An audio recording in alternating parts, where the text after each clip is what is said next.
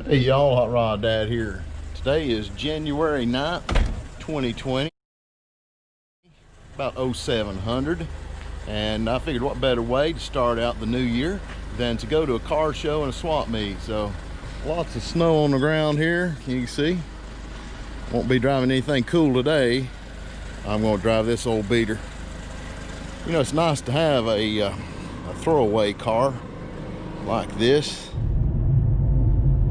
The great thing about having an old beater like this is it's kind of a disposable car.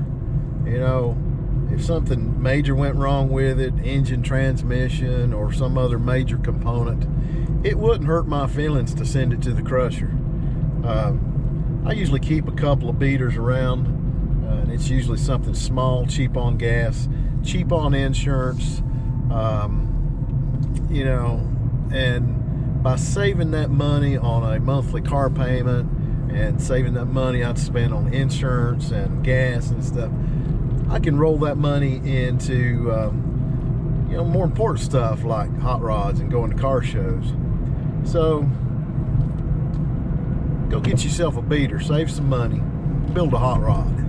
I'm on my way to pick up my friend Todd, and we're gonna head out to the car show, probably take his car. Y'all come along. This thing's such a turd. You can take the key out of the ignition and it's still running.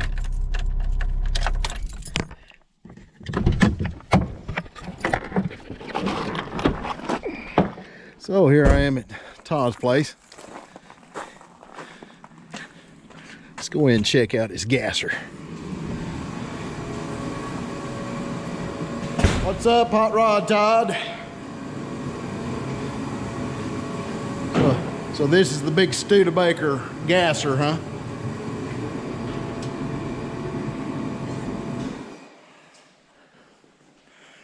And what year is this? 1960. 60 model. Studebaker Lark? Lark 8. And this is the hide you're gonna put on it, huh? And you're gonna run this in the Southeastern gassers? Southeast gassers, SEGA, Nostalgia Drag Group. It's going in H gas, which is for flatheads and inline 6s, inline 4s. And it's all heads up, 11 pounds per cubic inch. Oh, that's cool.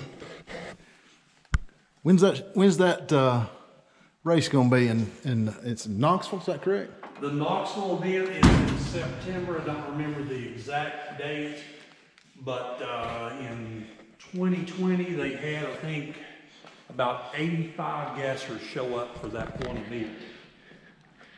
And this is getting a straight axle under it, huh? It's all straight axle, get GM disc brakes. Also, another thing about this group, no automatics, 4 speeds only. So it's going to be straight axle, 4-speed, ladder bar, rear suspension. Man, that's going to be a kick in the pants. So you're getting ready to put the floor pan in it and all that stuff, huh? Yep. Phase 1 will be all the front suspension. Phase 2 will be all the drive line, placing the engine and transmission. Then phase 3 will be the 9-inch forward rear end with the ladder bars, and we're going to coil spring suspension going away from the leaf. And then phase 4 will be the roll cage and safety equipment, and that's all Jimmy Allred at Twisted Metal is doing all the chassis work. And so this is your straight axle stuff? That's a Ron Pope Motorsports straight axle. Got the whole kit from him that he uses a lot of Speedway components. So we have a new Vega box, GM brakes, GM calipers, all that. So it'll probably be a rear steer GM setup. Cool. So you ready to head to the Tennessee Motorama? I'm ready. Let's get it. So today we're at the Wilson County Exposition Center for the 10th annual Tennessee Motorama. It's about 5 minutes before the gates open right here, and you can see all kinds of spectators right here. Hundreds of cars out here in the parking lot already. And there's some stuff on trailers out here. There's project cars for sale.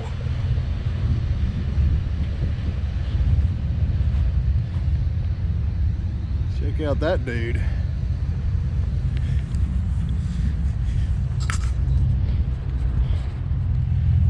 While we're waiting to get into the show here, I'm just checking out some cars out in the parking lot. I really like this 63 Fairlane. Here's a late model Ram pickup, and it's not normally the kind of thing that I feature on the channel, but I really dig the graphics on the door here. It's a good advertisement for the business.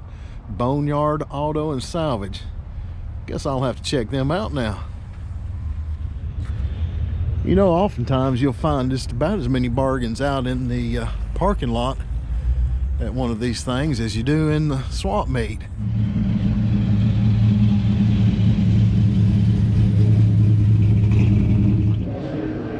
What's the first thing I see when I walk in the door is this beautiful 1963 Corvette. This thing is absolutely stunning. Got a late model LS3 engine in it. Red on red interior.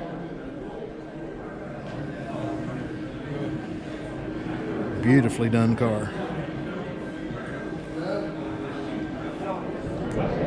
When was the last time you saw a 1963 road race ready Rambler wagon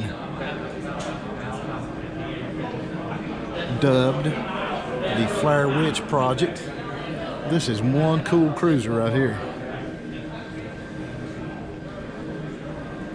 Beautiful shade of blue.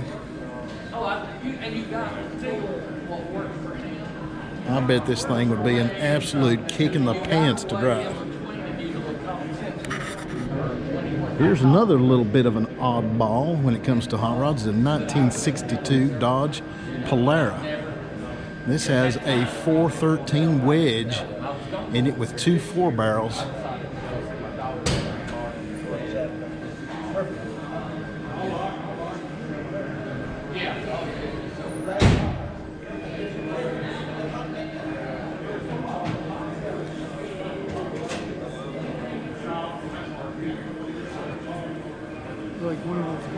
And here is another beautiful Corvette. This one's a 1959. Black on red, and it is looks like it's very nicely restored back to original condition. Two 4-barrels. Beautiful red interior.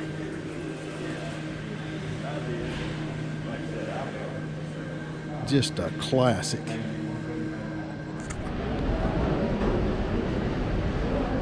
Walking into the show now, and already I see all kinds of cool stuff in here. Big turnout today. It's a really cold day today, so I guess a lot of people just looking for something to do, killing some time, looking at some cool cars, finding some parts you need.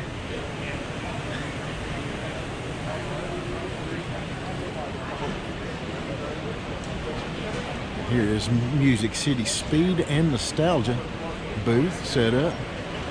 Lots of model car kits, all kinds of nostalgic stuff here.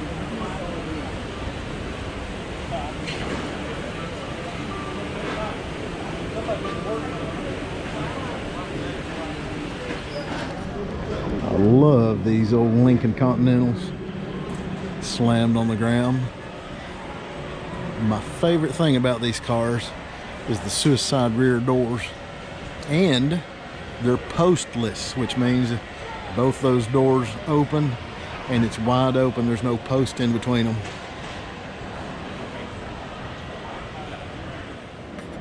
I can already tell this is going to be one of my favorite cars here. This 32 Ford 3-window coupe. Very traditional hot rod style. It's got a dropped heavy axle under it. A little bit of an unusual louver pattern there on the hood, but I like it. It's a very traditionally done car with the wide white walls, bias ply tires, two-tone black and white interior. I don't know how well the camera will pick it up, but it has a pearlescent 40 Ford steering wheel in it, and that dash is filled with Stewart Warner gauges. Gorgeous black paint on this car. Outstanding.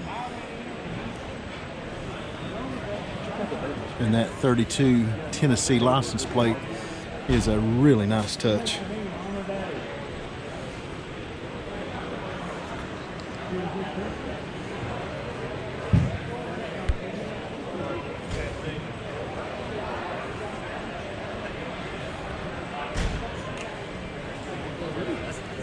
Here's a young man set up doing some very tasteful pinstriping. Very traditional.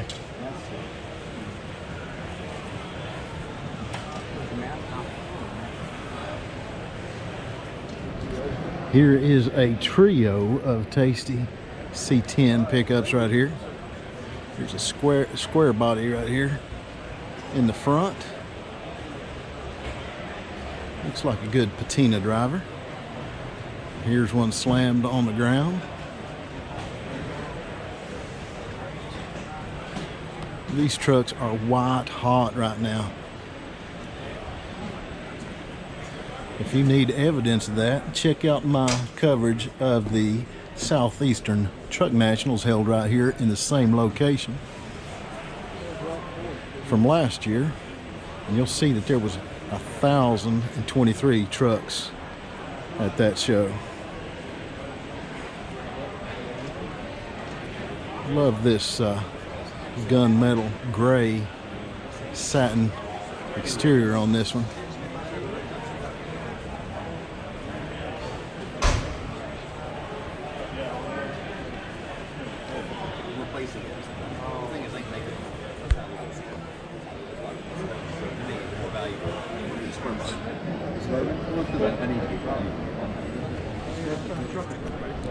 Here's what I would call a survivor hot rod. You can see the lacquer paint on it. It's cracking in some places. It's got a lot of checks in the paint. Got a small block Chevy V8 in it with 3 deuces and what I call bullfrog air scoops because they resemble a frog with his mouth open.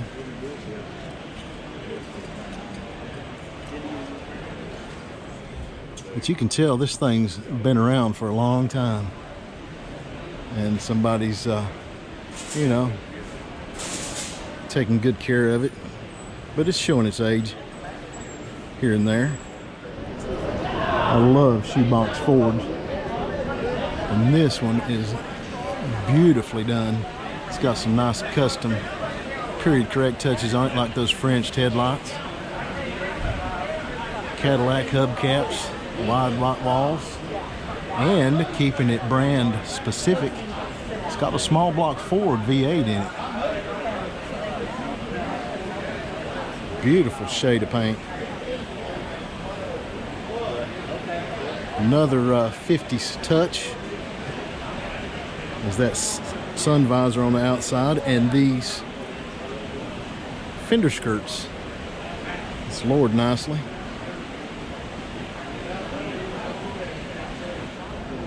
One of the most unusual features of this car is the gear shift knob. I know there's got to be a story behind that. So is this your car? It is. So what's the story with the There's gear always a shift knob? story, isn't there? Yes. So this car is a shoebox, and I have shoe commitment, not problem, commitment. And that gear shift is an exact replica, 3D printed, of my first pair of high-end shoes I ever bought. What an awesome story. Yeah, I so love the it. car's name is actually Jeffrey, after Jeffrey Campbell, my favorite shoe designer. All right. Yeah. Awesome yeah. story. So thanks. Thanks for telling me. Absolutely. I've never been a big Volkswagen guy, but I'm loving them more and more with every one that I see. And this one is no exception. Got some nice vintage accessories on top there. I love the luggage racks on these Volkswagens that they do. Check out this neat accessory. Period correct. I see lots of Volkswagen guys do those. Nicely detailed car. And keeping with the Volkswagen theme here, here's another nice patina Volkswagen. And again, I would call this the Survivor. It's got the original paint on it, and you can see the wear and tear on the paint. But to me, that just gives it character. I absolutely would not change a thing about this car. Here's yet another Volkswagen. The Stink Bug. You can see this car featured in my top 10 video from the Redneck Rumble. Love this car.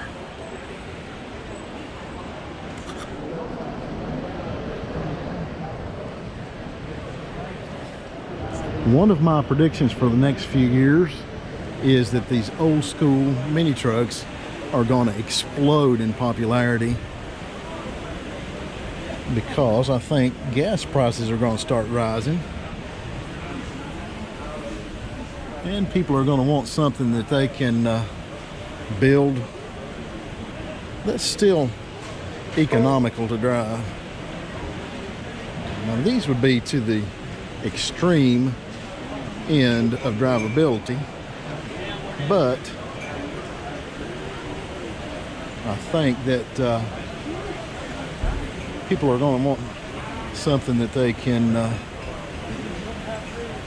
drive to work and work on, you know, a little bit at a time, and a little four bangers in these trucks offer a lot of affordability. I love this little split bumper Camaro. Got a 396 big block in it, and it is so clean.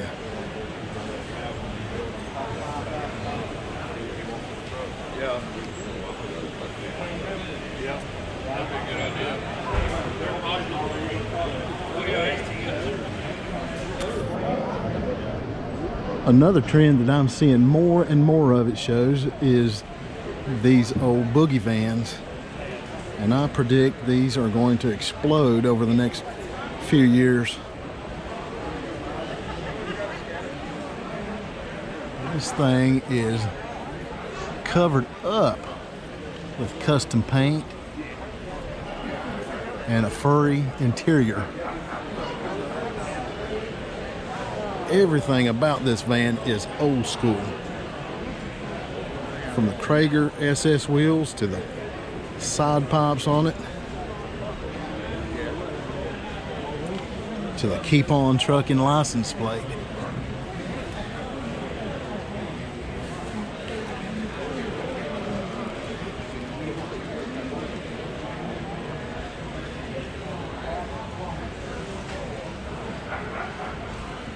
Check out that shag carpet.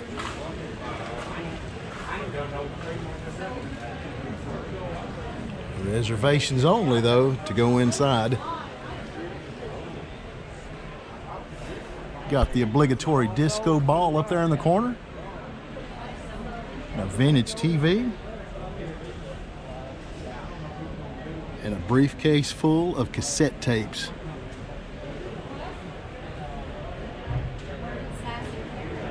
And there's a nice before and after. Looks like it started out live as a Bell telephone truck there. I believe she thinks it's pretty cool.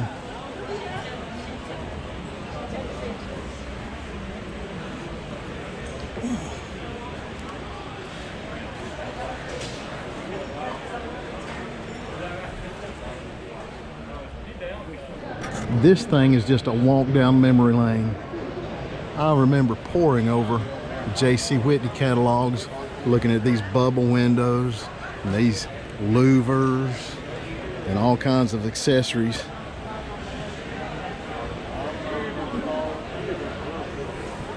Like these door lock knobs and that wood grain steering wheel. Here's a killer display of vintage and customized bikes here.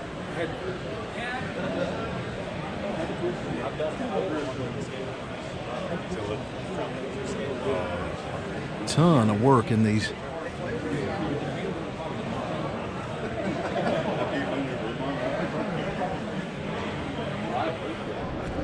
Here's another of my favorites today, and yet another 32 Ford.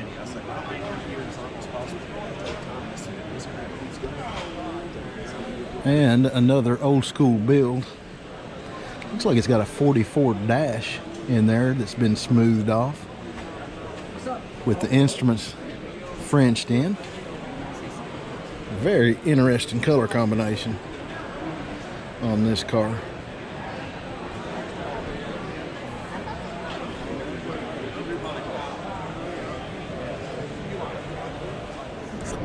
How would you like to look out the window and see your mail carrier driving something as cool as a rat rod Jeep mail truck?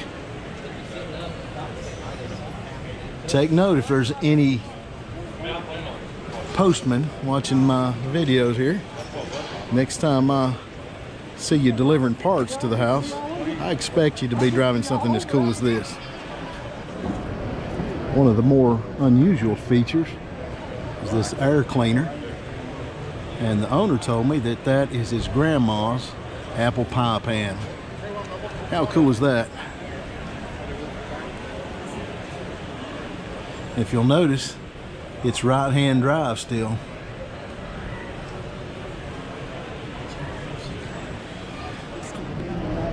This guy's enjoying the show. Hey buddy, you liking the show? Nah, he's done tuckered out. Here's a pair of Model A two-door sedan hot rods. Slammed on the ground.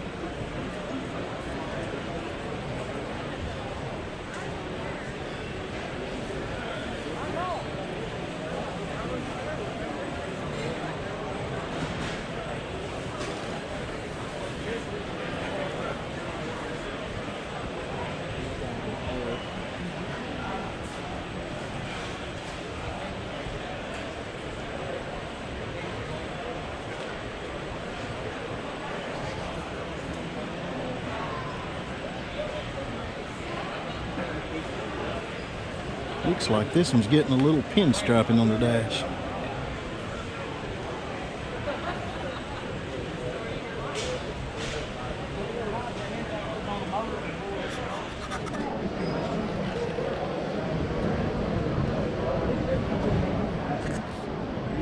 Am I the only one that thinks that all new cars should come standard with steer horns on the front?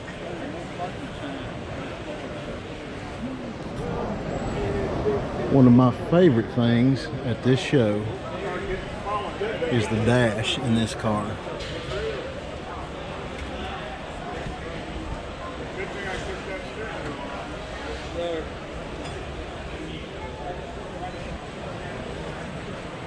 It is just outstanding. Hey y'all, thanks for coming along with me to the 10th annual Tennessee Motorama and checking out some of my favorite things. If you like the content, I hope you give it a big thumbs up and subscribe. I hope to bring you a whole lot more content this year. I'm going to be doing some more car shows. I'll be doing some upgrades on old Oscar here, as well as the BLT, and maybe a couple other projects. So hope you stick around, and until then, y'all get out there and build something.